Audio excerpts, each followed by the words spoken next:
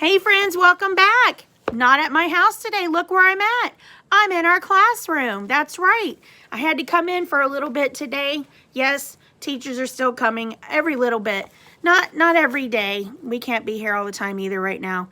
But we come for an errand or two, or to grab something from the room, or to do something real quick, so we can keep all you guys learning at home. So I thought maybe you'd like to see me sitting in our classroom one last time. Now the rest of the room is a bit of a mess because the custodians have already begun working on our classroom, cleaning our carpets and things like that.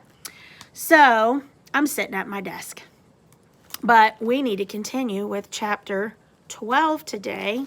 When we left off, we heard in 10 and 11 that poor Edward had been taken to the dump by Lolly, never again to see Nellie and Lawrence. And he was so basically, I guess, heartbroken about that. He's feeling more emotion.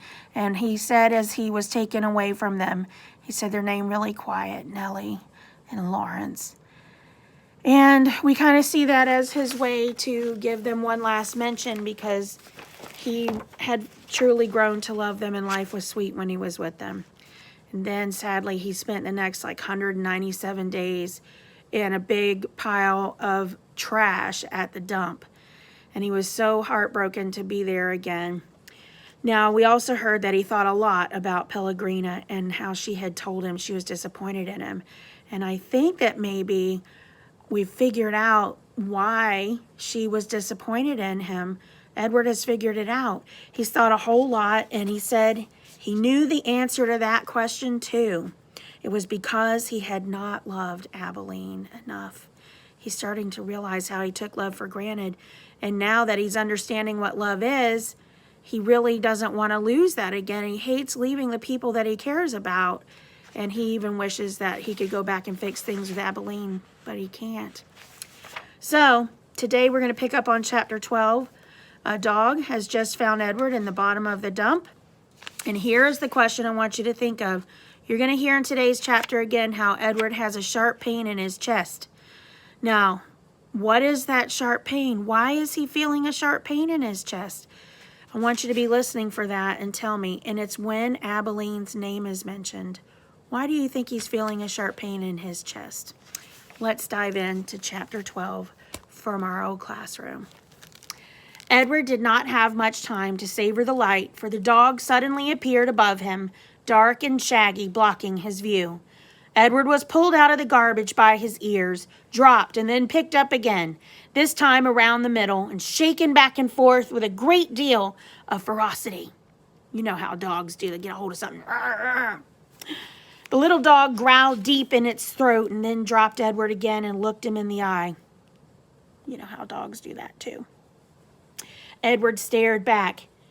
"Hey, get out of here, you dog!" It was Ernest, king of garbages, and therefore king of the world, you remember. The dog grabbed Edward by his pink dress and took off running. "That's mine! That's mine! All garbages is mine!" Ernest shouted. "You come back here!" But the little dog did not stop. Thank goodness.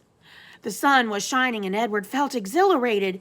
Who, having known him before, would have thought that he could be so happy now, crusted over with garbage, wearing a dress held in the slobbery mouth of a dog, and being chased by a madman? But he was happy. Isn't that wonderful? His whole attitude is changing because he's realized what is important in life. He's realized that clothes don't matter. He's realized that being dirty sometimes doesn't matter. He's realizing that love is the most important thing. And so he's beginning to not care if he's being inconvenienced or handled in a way that he wasn't used to, that it isn't what matters. And he's focusing on what matters. And he knows right now getting back out into the light of day again is what matters. The dog ran and ran until they reached a railroad track, and they crossed over the tracks, and there underneath a scraggly tree in a circle of bushes, Edward was dropped in front of a large pair of feet. The dog began to bark. "Woof, woof!" Edward looked up and saw the feet were attached to an enormous man with a long, dark beard. I bet Kyle can connect to that. You're probably thinking about your daddy's long beard. Kyle's daddy has an awesome long beard. "What's this, Lucy?" said the man. He bent and picked up Edward, and he held him firmly around the middle. "Lucy," said the man, "I know how much you enjoy rabbit pie," Lucy barked. "Yes, yes, I know. Rabbit pie is truly a delight, one of the pleasures of our existence." Lucy let out a hopeful yip. "And what we have here, what you have so graciously delivered to me, is definitely a rabbit. But the best chef in the world would be hard-pressed to make him into a pie," Lucy growled. This rabbit is made of china, girl." The man held Edward closer to him. They looked each other in the eye. "You're made of china, aren't you, Malone?" He gave Edward a playful shake. "You're some kind of child's toy, am I right? And I know you've been separated somehow from the child who loves you." Edward felt again the sharp pain in his chest. He thought of Abilene. He saw the path leading up to the house on Egypt Street.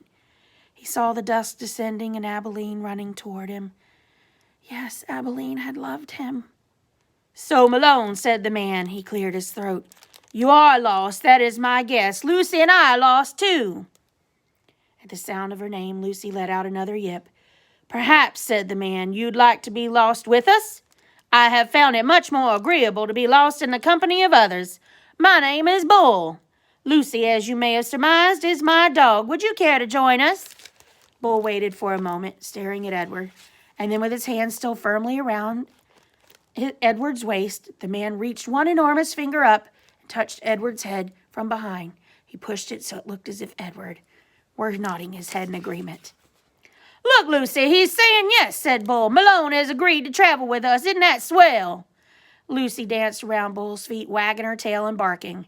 And so it was that Edward took to the road with a hobo and his dog. And that is where we leave off today. Edward is becoming a traveler with a man named Bull and his dog Lucy. You heard the book referred to them as a hobo. That's kind of an old word for a homeless person. But sometimes hobos are that way because they prefer life that way. But not all of them. Most of them, I would say not, but sometimes they do. Now, I want to show you one thing in the classroom. I'm going to leave the screen and come right back.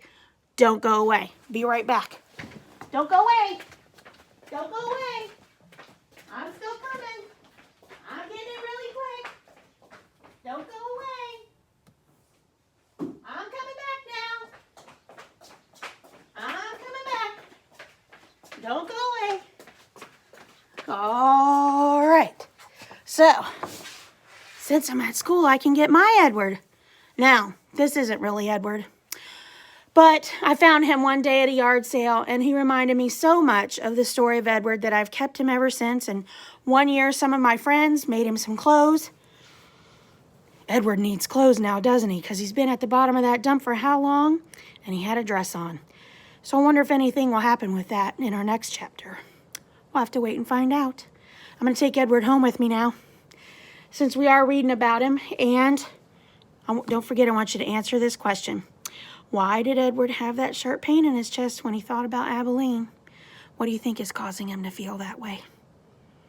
All right, be sure and give me your answer. Love you guys. See you tomorrow with chapter 13. Bye.